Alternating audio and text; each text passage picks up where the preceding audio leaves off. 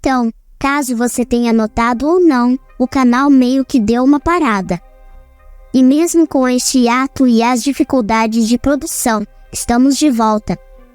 Para voltarmos com nossas atividades, planejamos dar voz às dicas dos inscritos e algumas pessoas pediram para falarmos sobre o tal fantasma de Kiev, mas, infelizmente, quanto mais pesquisamos sobre isso, começamos a perceber que essa história é mais uma propaganda do que realidade.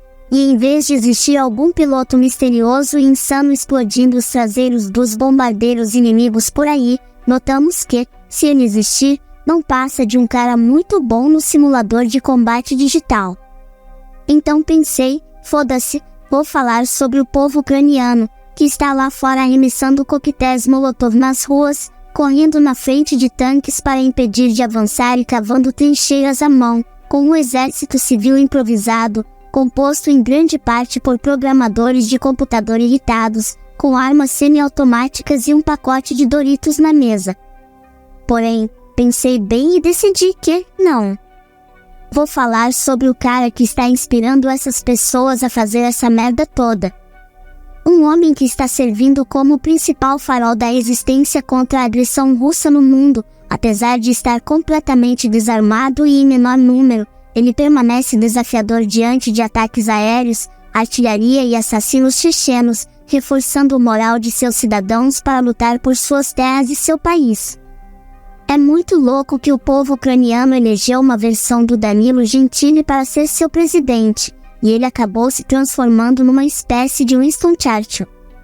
Inclusive, terá vídeo sobre o tio Winston em breve. Com certeza, nos dias e semanas após a publicação desse vídeo, muitas coisas podem mudar. Mas, por enquanto, o cara no centro de tudo isso é o presidente Zelensky. Essa é a história de Volodymyr Zelensky, o servo do povo.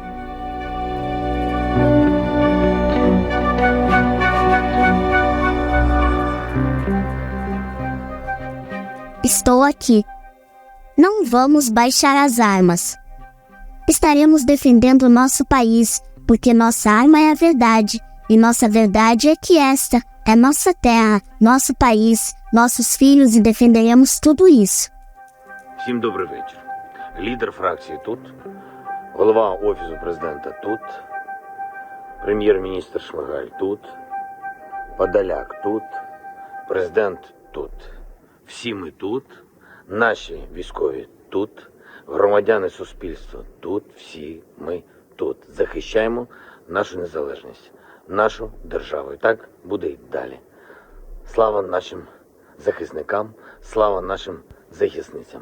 Slava Ucrânia. Eu confesso que quando essa guerra começou, eu fiquei tipo aquele maldito meme do John Travolta, sabe? Sem entender nada e olhando de um lado para o outro. Mas foi para isso que eu aprendi a ler e é para isso que a internet existe, para pesquisarmos memes, quer dizer, assuntos sérios. De uma família de judeus russos, Zelensky nasceu na Ucrânia em 1978. O seu pai era professor de cibernética e sua mãe engenheira.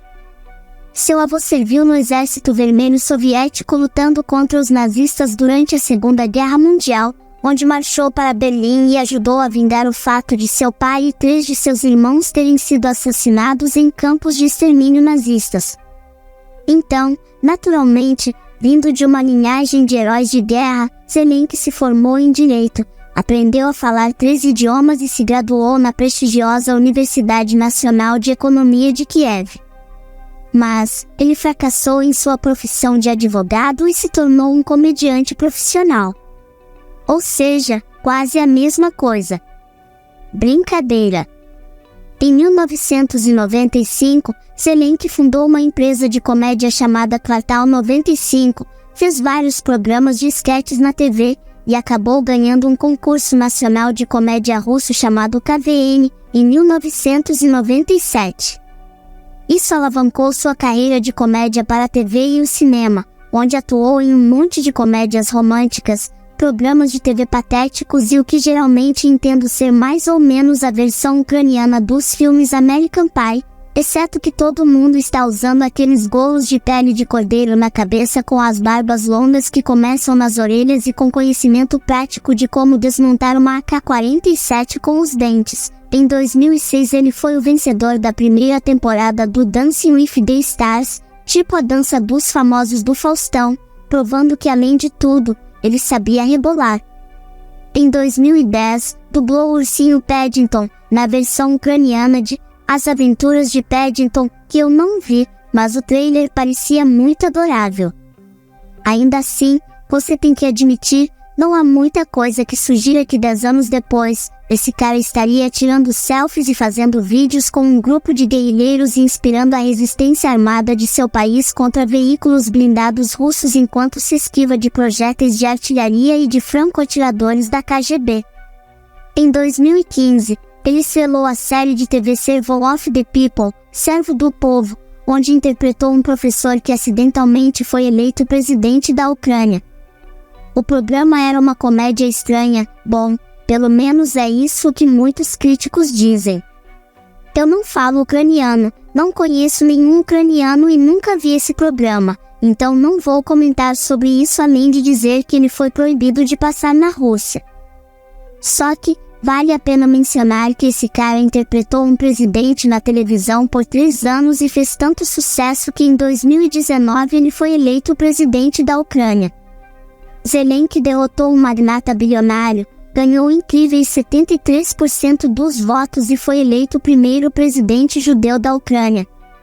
Anos antes ele era apenas um comediante e hoje está negociando acordos militares com a OTAN e chamando Vladimir Putin de filho da Putin na frente da Assembleia Geral das Nações Unidas.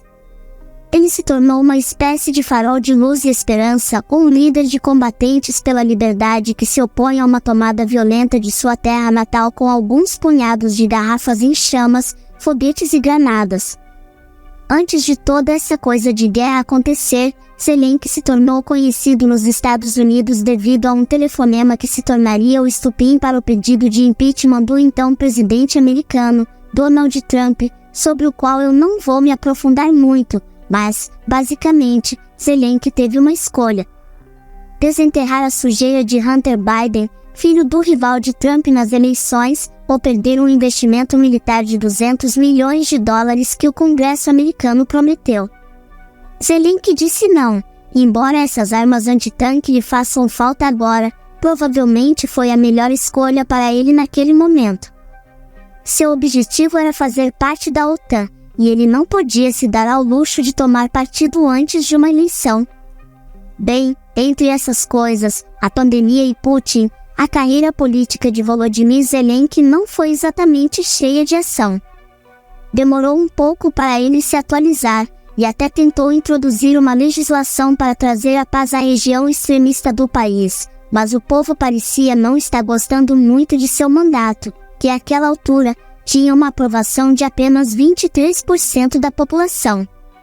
Algumas pessoas gostavam dele, outras achavam que ele precisava fazer mais para combater a corrupção e, presumivelmente, todos os corruptos esperavam que ele fizesse menos para acabar com a corrupção. Ele estava até bem e fez o seu trabalho. Por pior que tenha sido. Em 24 de fevereiro de 2022, a Federação Russa lançou uma invasão em larga escala na Ucrânia, marcando a primeira vez que tivemos uma verdadeira guerra terrestre na Europa desde as guerras iugoslavas dos anos 90. Tanques, aviões, veículos blindados e caminhões inimigos começaram a inundar o país em 3 direções, apoiados por fogo de artilharia e ataques aéreos, visando cercar e ocupar os centros populacionais de Kiev, Kharkiv e a Crimeia. O comediante de 44 anos, Volodymyr Zelensky, de repente se tornou um líder em tempos de guerra, apesar de não ter experiência de combate. Os russos e provavelmente a maioria das potências ocidentais acharam que ele cederia rápido aos caprichos de Putin. Todos diziam, isso seria demais, a Ucrânia não vai aguentar, mas isso não aconteceu. Quando a guerra começou, Zelensky teve a oportunidade de evacuar. Como uma personalidade VIP, ele poderia facilmente ter saído do país nas primeiras horas, e poderia estar sentado em um hotel de luxo, comendo estrogonofe e bebendo vodka em Varsóvia, enquanto uma fila de ministros das relações exteriores europeus prometia a ele sanções extremas contra a Rússia, como eles serem proibidos de tocar o hino nacional na próxima Copa do Mundo. Nossa, isso acabaria com Putin, certeza. E de fato, foi exatamente isso que a mídia russa disse à sua população. Essa história foi divulgada poucas horas após o ataque e basicamente dizia que o presidente da comédia tinha cagado nas calças e fugido da Ucrânia em seu jatinho particular. E o pior, muita gente acreditou. Inclusive alguns ucranianos. Até que, mais tarde, naquele mesmo dia, Zelensky postou um vídeo do lado de fora do parlamento, no meio de uma maldita tempestade de artilharia. Em seguida, ele saiu e autorizou a Receita Federal da Ucrânia a divulgar uma declaração dizendo que, se você capturar tanques e armas inimigos em batalha, pode ficar com ele e não precisará informar em seu imposto de renda ano que vem. É verdade que os Estados Unidos tentaram evacuá-lo de lá. Também é verdade que ele disse: a luta está aqui. Preciso de munição, não de uma carona. Então, mesmo com tropas inimigas armando uma emboscada, uma parede de tanques a apenas 30 quilômetros de onde estava, bombardeiros russos se aproximando e o resto do mundo deixando-o sozinho para enfrentar a assustadora máquina de guerra russa, o maldito Volodymyr Zelensky estava lá, fazendo vídeos no Instagram e pedindo ao seu povo que lutasse contra os invasores com tudo o que eles tinham em mãos. E eles obedeceram. O povo da Ucrânia se uniu em grande número, lutando contra todas as probabilidades e conseguiram segurar o exército russo até agora. Não tenho certeza de como isso vai acabar para Zelensky, é muito cedo para dizer agora. Dizem que ele sobreviveu a 3 tentativas de assassinato, todas frustradas antes que pudessem alcançar o presidente ucraniano. Mas aqui, neste momento, esse cara é um maldito herói de guerra. Ok, ele era um humorista sem graça, um dançarino desajeitado e um político medíocre, mas, mesmo você concordando com ele politicamente ou não, Zelensky se tornou uma inspiração para o Ocidente. Vê-lo desafiar a agressão estrangeira para defender seu solo natal contra um exército invasor que o supera em 3 vezes o seu número, enquanto o resto do Ocidente responde aos seus pedidos de ajuda militar cancelando remessas de iPhone ou bloqueando conta de milionário, ele está lá fora se esquivando de assassinos e defendendo seu país.